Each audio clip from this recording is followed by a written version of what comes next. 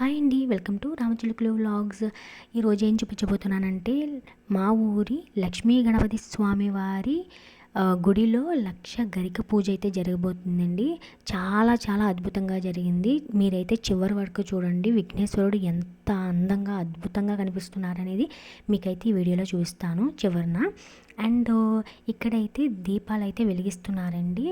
ఇంకోటి ఏంటంటే హోమం కూడా నిర్వహించారు. హోమం అనేది ఇక్కడనే కాదు, ఎక్కడైనా సరే మనం అగ్గిపుల్ల పెట్టి వెలిగిస్తాం కదా, ఇక్కడైతే హోమానికి అగ్గిపుల్ల ఉపయోగించారండి.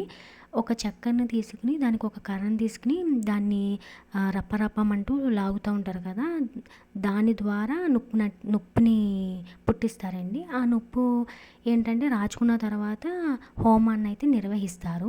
హోమం అయితే చాలా అద్భుతంగా జరిగిందండి.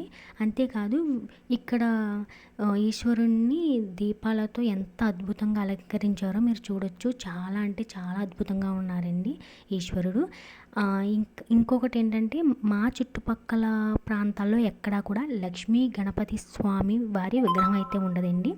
ఓన్లీ మా ఊర్లో మాత్రమే ఉంటుంది లక్ష్మీ గణపతి స్వామి వారి విగ్రహము.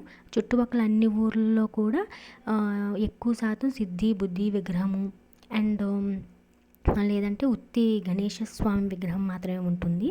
చాలా చాలా బాగున్నాడండి విఘ్నేశ్వరుడు. మా ఊరి లక్ష్మీ గణపతిని మీరు కూడా చూసేయండి. చాలా అద్భుతంగా అయితే కనిపిస్తున్నారు ఆ స్వామి.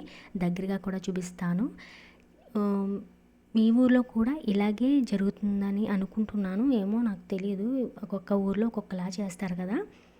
సో చాలా చాలా బాగున్నారండి విఘ్నేశ్వరుడు అండ్ లక్ష్మీదేవి. మీకు ఈ వీడియో నచ్చింది అనుకుంటున్నాను. Thank you so much.